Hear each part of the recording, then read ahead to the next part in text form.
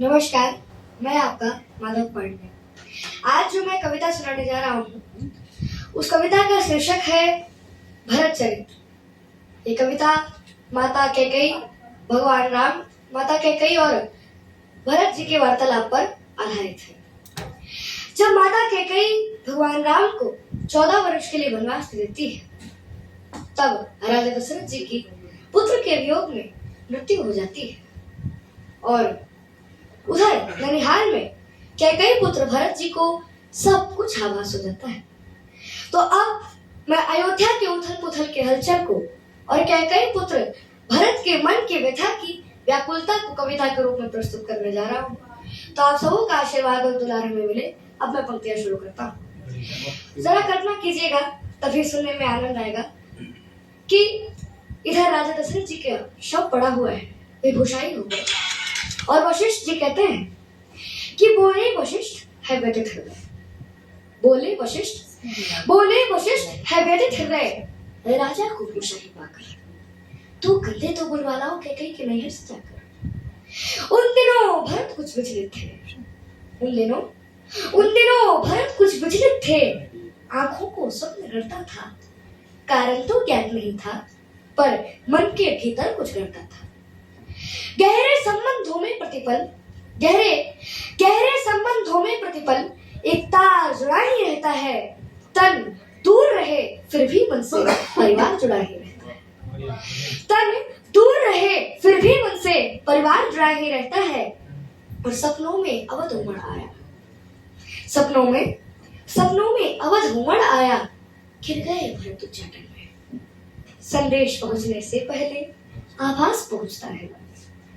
Alps में संशय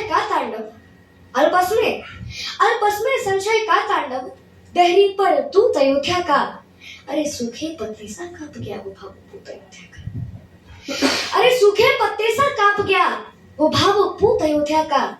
और अनुमान किया कैकेयी पुत्र ने सहयोग नहीं है साधारण। कैकेयी ने सोचा कि कुछ तो अयोध्या में गड़बड़ हुआ है, तभी यह संदेश वहां गया है कि अनुमान किया कैकेयी पुत्र ने सहयोग नहीं है साधारण। पहले तो पूछा कुशल क्षेम, फिर पूछा आने का कारण। यह दूत कर्म था कठिन बहुत, ये दूत कर्म था कठिन बहुत, भीतर का शोक छिपाना था, मातम को मंगल कहना था, स्वामी को झूठ बताना था। घर नगर चतुर्दिक मंगल है, घर नगर चतुर्दिक मंगल है, यह बात अधर जब कहते थे, पिंडलियां कंपन करती थी, आंसू भीतर को बहते थे। हे राजकुंवर, गुरु आज्ञा से आया हूं तुम्हें बुलाने को। अब उस संदेश वाहक ने क्या बहाना दिया कि हे राजकुंवर, गुरु आज्ञा से आया हूं तुम्हें बुलाने को, इसके अतिरिक्त नहीं कोई संदेश तुम्हें बतलाने को। चल दिए भरत रिपुदमन सहित, निर्नाद दौड़ता था सिंदन की गति से आशंका और आशा का जारी था। जब किया प्रवेश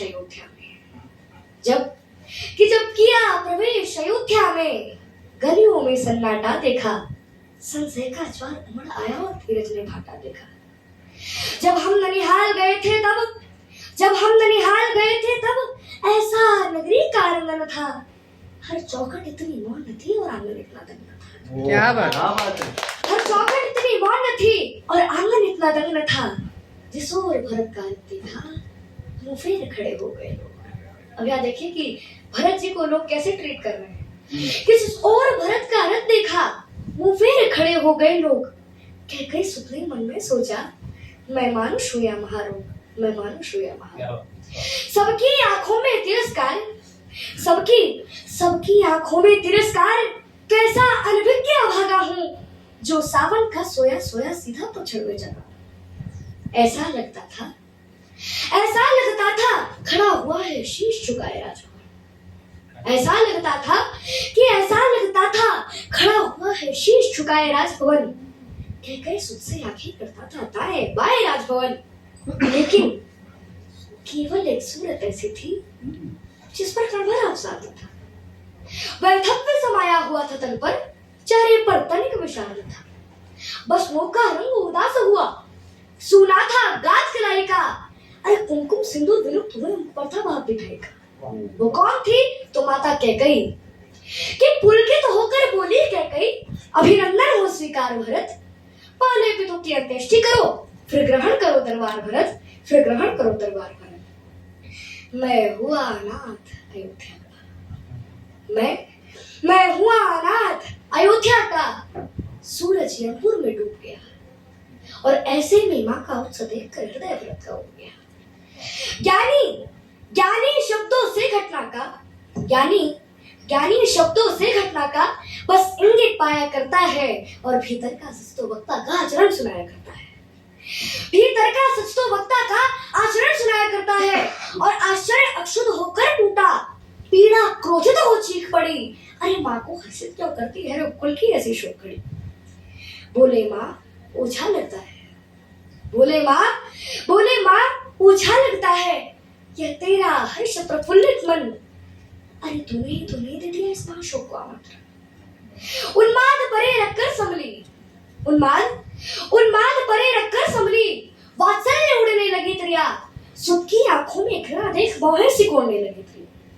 अरे तुझको भी मैं दोषी लगती, अरे तुझको भी मैं, माता कह रही है कि अरे तुझको भी मैं दोषी लगती, ऐसे क्या पाप किए मैंने, राजा पद थे दो और उधार, अवसर पर मांग लिए मैंने, मेरा बेटा युवराज बने ये इच्छा तो अपराध नहीं, और राम नहीं बन जाते तो पूरी होती ये साथ नहीं।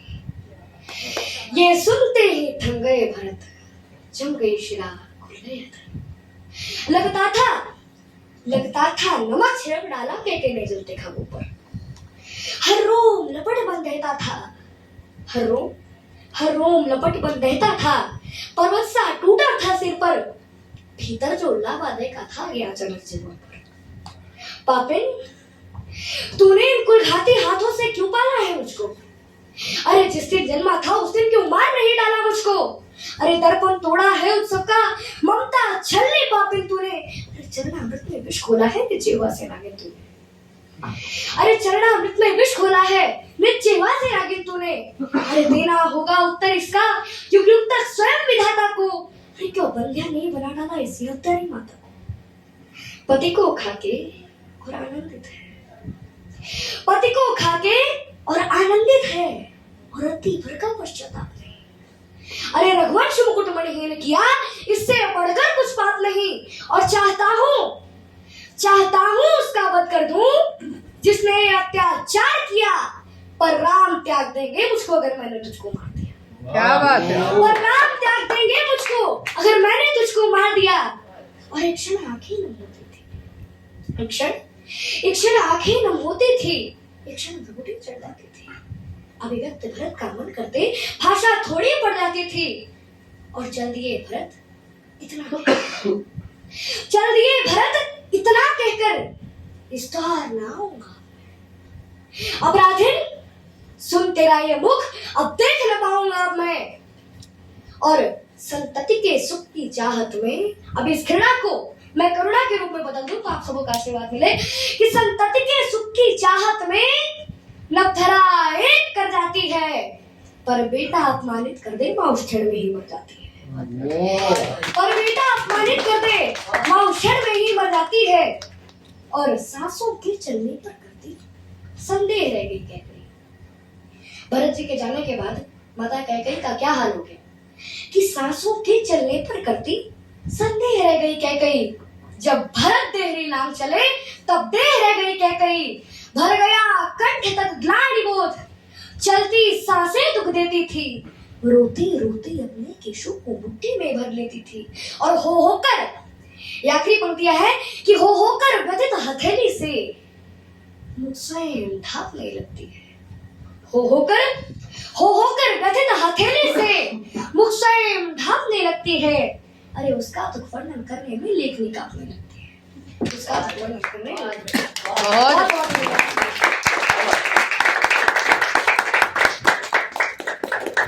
छोटा पैकेट बड़ा दिमाग में निकला ना। बोला था बच्चा हमेशा जब भी आता धमाल कर जाता है। अब इससे क्या ही पूछूं मैं। Thank you so much Madhav, बहुत दिनों बाद तुम्हें परफॉर्म कर देखा and we are always happy to see you and have you here. इसके संस्कार मैं हमेशा बोलती हूँ मैम बहुत अच्छे दिए हैं, क्योंकि हमेशा आता है he touches the feet of everyone. मुझे बहुत पसंद आता है. That is what every बच्चा should do.